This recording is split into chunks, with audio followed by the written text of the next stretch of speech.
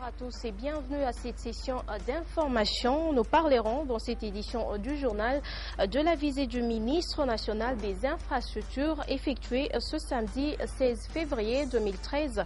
Fridolin Lakaswechi, accompagné des Juvenal Kitungwa, a visité quelques sites et routes de la ville qui préfère. Les constats est plutôt satisfaisant. Et puis poursuite de l'atelier des formateurs sur l'alphabétisation, les formateurs ont appris ce samedi les notions élémentaires des lectures, écriture et comptage. Cet atelier est organisé par l'ONG Road en partenariat avec l'ONG Alphalite.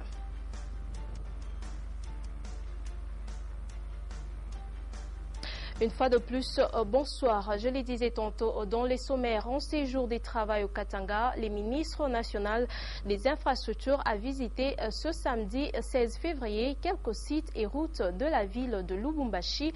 En somme, les travaux dans les domaines des infrastructures évoluent bien au Katanga, a déclaré Fridolin Lakaswechi après la tournée effectuée avec Juvenal Kitungwa, ministre provincial des infrastructures. Vous aurez à suivre cet élément dans nos prochaines éditions. Et puis les travaux de réhabilitation du boulevard Mousséré se poursuivent sans interruption malgré la pluie et présentement à l'entrée de la ville. Les travaux des génies civils sont concentrés au niveau du pont et sur les 14 poutres élevées seront jetés un second pont et les usagers de la route saluent cette initiative du gouvernement provincial. Suivez. Les travaux d'élargissement du boulevard Moussiri se poursuivent. Depuis l'année passée, dans l'élan de la révolution de la modernité, le gouvernement provincial du Katanga a pris la ferme résolution de financer les travaux de réhabilitation de la grande route. Chaque jour qui passe, la voie publique se transforme. En l'entretemps, les usagers de la route saluent l'initiative d'agrandir le boulevard Moussiri qui devient peu à peu une autoroute. Présentement, tous les travaux sont concentrés à l'entrée de la ville. À proximité du pont, des poutres sont élevées. Il en faudra 7 de part et d'autre pour jeter le second pont. Des traverses sont tissées pour être placées au-dessus des 14 poutres. À certains endroits, des abords de route sont placés progressivement. Ailleurs, quelques déviations sont frayées pour ne pas désaltérer la poursuite des travaux route. La présence des agents spécialisés est utile pour permettre aux piétons de traverser d'une part et de l'autre réguler la circulation routière. Selon le chef de chantier route, la pluie demeure un handicap. Plus il pleut abondamment sur la ville de Lubumbashi, moins la réhabilitation du boulevard Moussiri évolue. À proximité du carrefour, après quelques nivellements, certains espaces n'attendent que la couche d'asphalte. Néanmoins, l'ouvrage autoroute se dessine progressivement.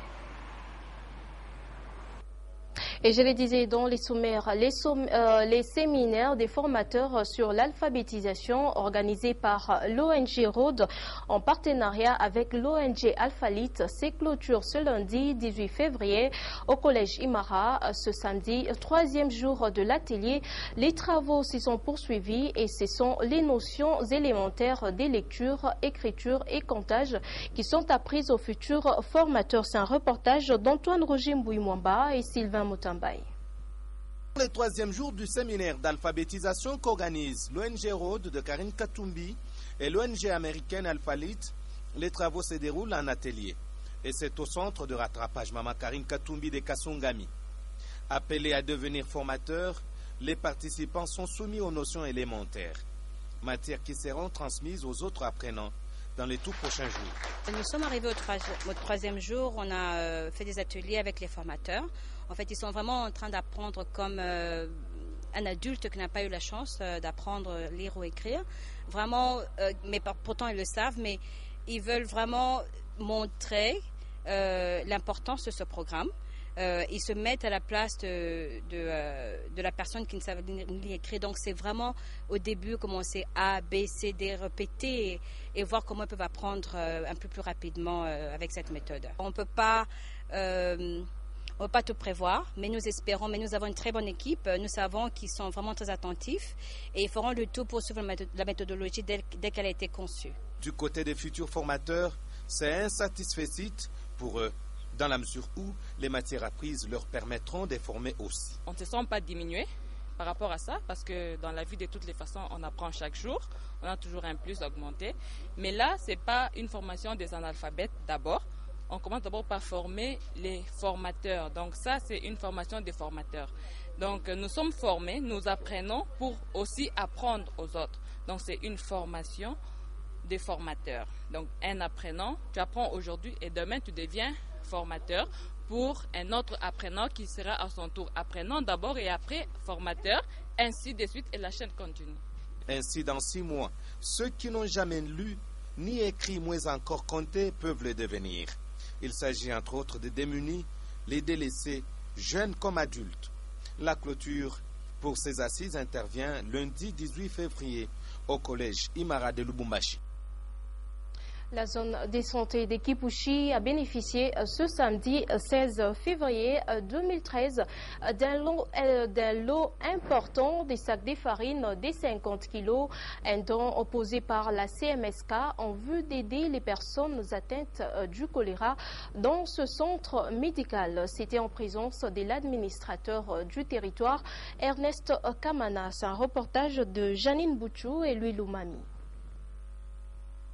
Les directeurs d'exploitation de la compagnie minière du Sud Katanga, CMSK, Léonard Kipanga Mwana, accompagné du directeur de production Guilain Fumu Kisonga, ont procédé ce samedi 7 février à la remise d'un lot important des sacs de farine de 50 kg à la zone de santé de Kipushi. Tout a commencé par la présentation de ce lot à l'administrateur du territoire, M. Ernest Kamona.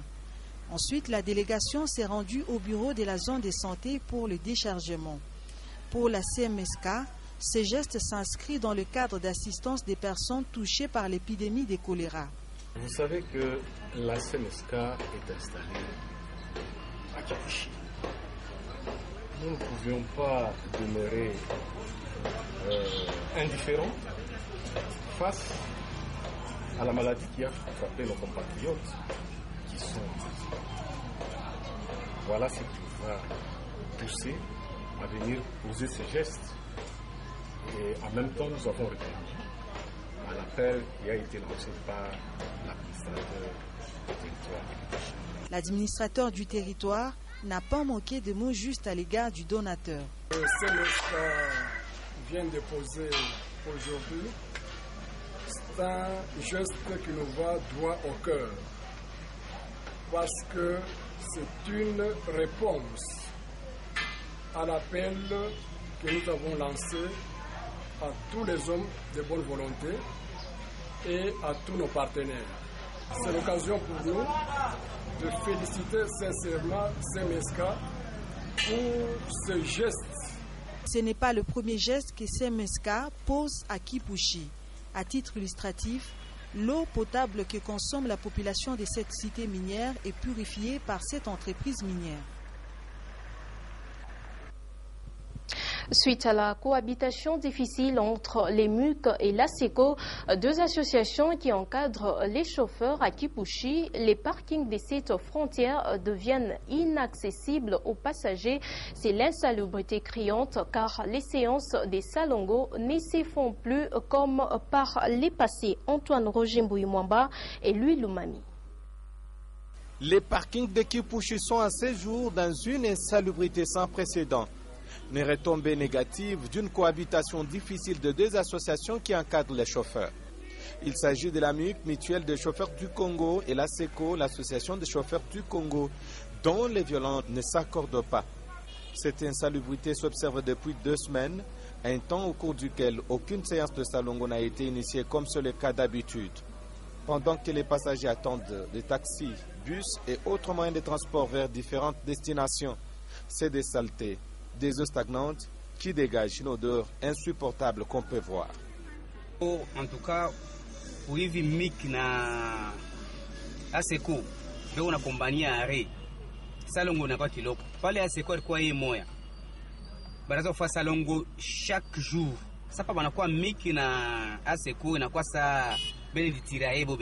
Pour les agents des deux associations, il faut un engin pour évacuer les immondices.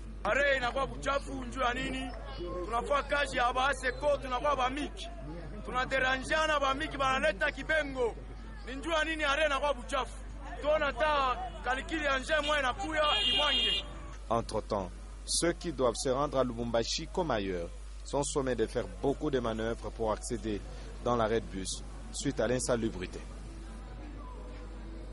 Je vous le disais dans les sommaires, en séjour de travail au Katanga, le ministre national des Infrastructures a visité ce samedi 16 février quelques sites et routes de la ville de Lubumbashi.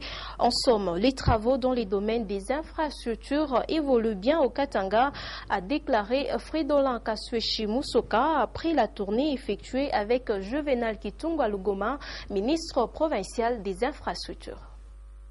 Situé à environ 18 km de Lubumbashi, le site Kiswishi a été visité ce samedi 16 février par le patron national des infrastructures en République démocratique du Congo. Sur cet espace sera érigé des maisons de type moderne.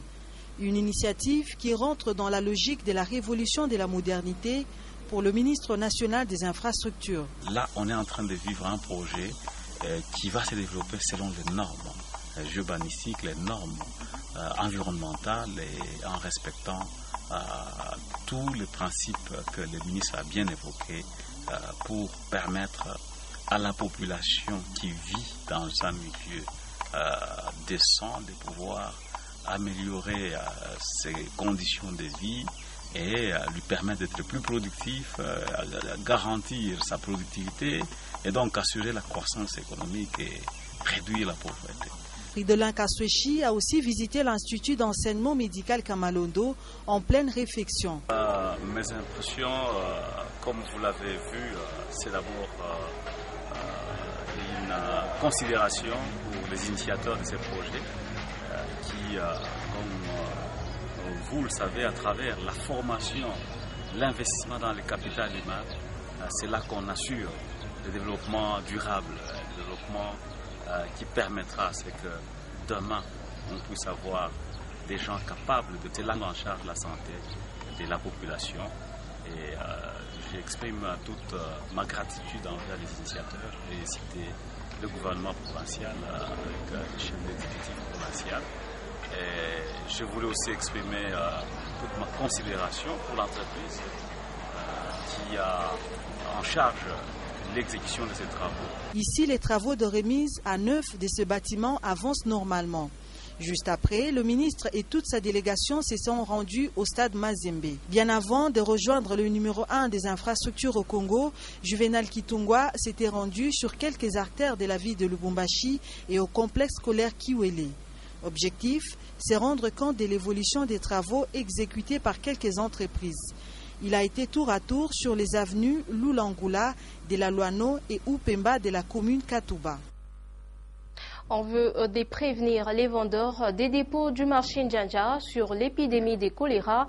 Le bourgmestre de la commune Kampemba a lancé des travaux d'assainissement ce samedi 16 février 2013 avec tous les cadres des bases Jean-Paul Malimba et Maurice Mazel. Dans la commune de Kampemba, la sensibilisation sur la lutte contre le choléra se poursuit. Conscient du danger qui guette ses administrés et surtout que la municipalité de Kampemba était citée parmi les bastions où l'épidémie a fait rage, Stanislas Mwenze diversifie ses descentes sur le terrain. Dans le souci de toucher toutes les couches de la population, le bourgmestre de la commune de Kampemba a inspecté les lieux de négoce qui longent la route Mounama. En effet, le marché Njanja s'étend sur un rayon considérable où les marchandes et marchands écoulent les produits de la poissonnerie. Ce week-end, tout le monde, avec son outil de travail, a d'abord mis la propreté dans son milieu de travail avant de poursuivre d'assainir son environnement le plus proche. Peu après, d'autres équipes des marchands ont curé les caniveaux, tandis que les autres ont veillé à maintenir propres les différentes latrines. En cette période de pluie, le bourgmestre Stanislas Mwenze les a priés pour redoubler la vigilance afin de respecter à la lettre les règles d'hygiène. Il fallait faire un salon spécial. Nous avons demandé à nos mamans de faire quand même un effort. Ils ont accepté, c'est pourquoi vous les voyez à l'œuvre de faire de dégager tout ce qui est comme notice. Ça va nous épargner d'éviter beaucoup de maladies. Et vous voyez que le tronçon ici est déjà atteint par la maladie.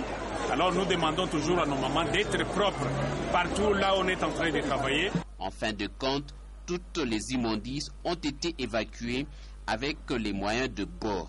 Après ce travail manuel, le marché Njanja est redevenu propre et les marchands peuvent vendre leurs produits sans beaucoup de risques alimentaires de contamination. Et l'avenue Tchangalele de la commune Lubumbashi risque de se détériorer si l'on y prend garde.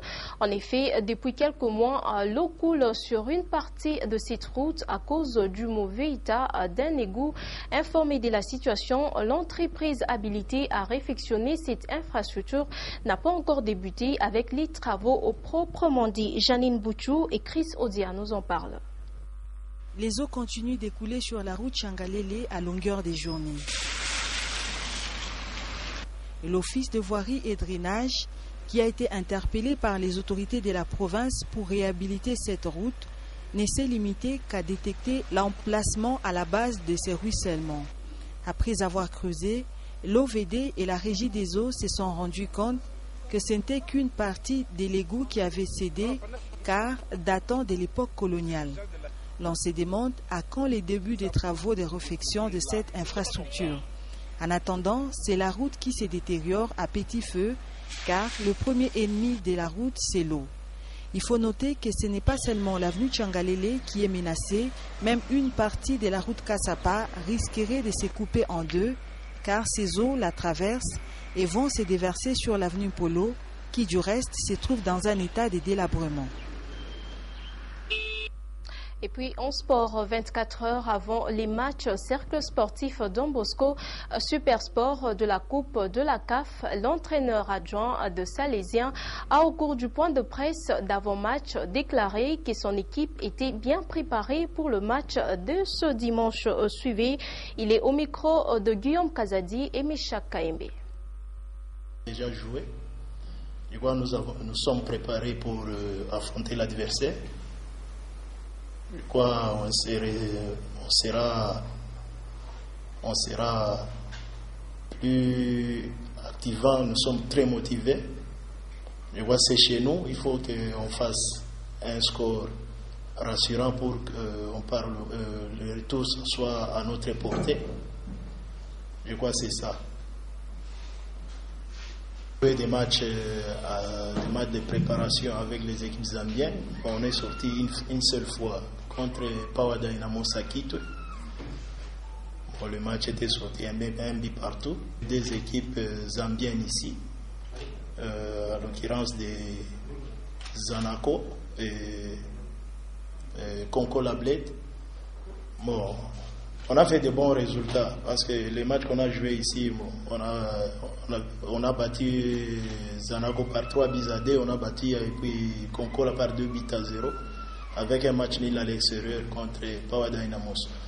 Bon, je crois que les joueurs sont conscients et tous les staffs, nous avons travaillé tous les compartiments pour qu'on affronte cette équipe de Supersport. Les nouveaux qui sont venus. Bon, ces derniers temps, on faisait les jonctions entre les nouveaux et les nouveaux venus. Je crois on va mélanger. Il y a l'ossature qui était là depuis l'année dernière. Bon, on va boucher les postes là. On avait des problèmes l'année dernière. Je crois l'équipe à 80%, c'est les anciens qui vont jouer.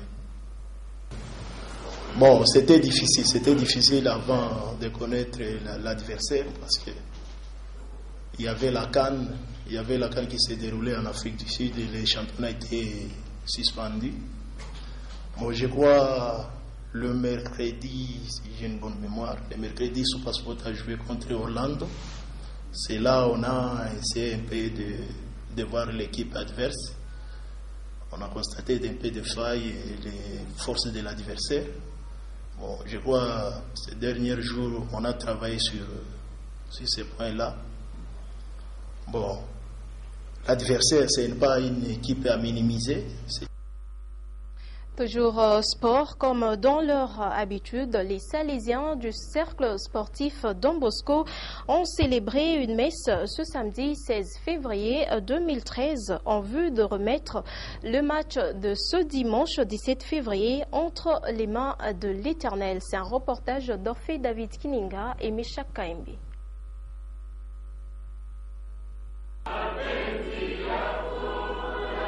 À 24 heures de son entrée historique en Coupe de la Confédération face à Chupa Sport United d'Afrique du Sud, le cercle sportif Don Bosco est allé rendre grâce à Dieu à travers une messe d'action des grâces. C'est la chapelle Saint-Jean Bosco de l'Institut technique Salama qui a accueilli ce service religieux. Les joueurs, membres du comité, ceux du staff technique et médical, ainsi que certains fanatiques ont rehaussé de leur présence. Dans son homélie, le père Dieudonné Makola s'est souvenu d'Aloïse, missionnaire salésien, ancien dirigeant du cercle sportif Don Bosco, décédé un certain 17 février 2003. Et comme par coïncidence, l'anniversaire de son décès arrive aujourd'hui, le 17 février, 10 ans depuis qu'il est mort, et à la veille d'une grande rencontre que l'équipe Don Bosco doit livrer sur le plan continental. Nous rappelons cet homme pour qu'il puisse soutenir les efforts de l'équipe. Il insistera sur le fait que le résultat réalisé par l'équipe salésienne est un fruit de sa foi. Mais la victoire dépend aussi de l'effort aussi que nous devons conjuguer nous-mêmes. Parce qu'on dit toujours, Dieu ne nous sauve pas sans nous-mêmes. Nous avons entendu Saint Paul qui dit, au stade on court, il faut courir pour gagner. Et je crois que nous avons toutes les assurances, étant donné que la main de Dieu nous accompagne, avec l'effort humain que nous allons aussi y ajouter, la victoire est certaine pour demain. À la fin de la messe, le secrétaire Hubert Simbi a pris la parole au nom du comité. Kumuria Aloïse Mzuri ni kusoutenir l'équipe à Don Bosco. Je vous dis sincèrement, Aloïse wakati alikuwa na ekipe ya Don Bosco hakuna ile mnyata ni contredire parce que bale bata ni témoigner beko hapo, bale bata appuyer témoignage yangu beko hapo. Aloïse anataka kufula mavareuse yeye moyo. Ce garçon il est là. Hein? C'est avec les chants de groupe d'animation que les joueurs sont rentrés en internement.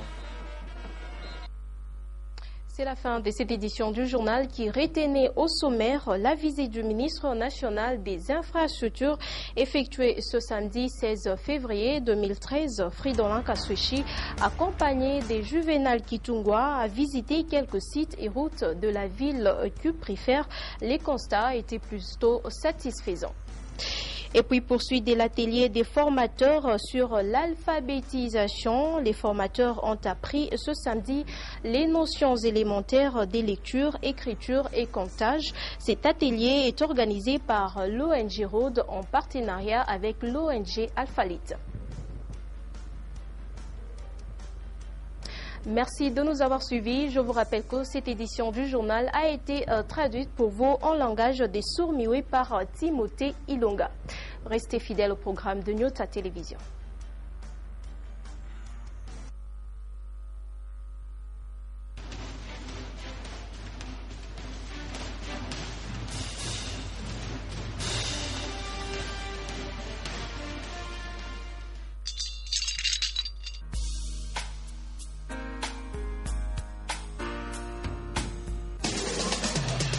Programmation musicale, voice track, gestion publicitaire. Nyota FM. Et un support technique, c'est sur Nyota.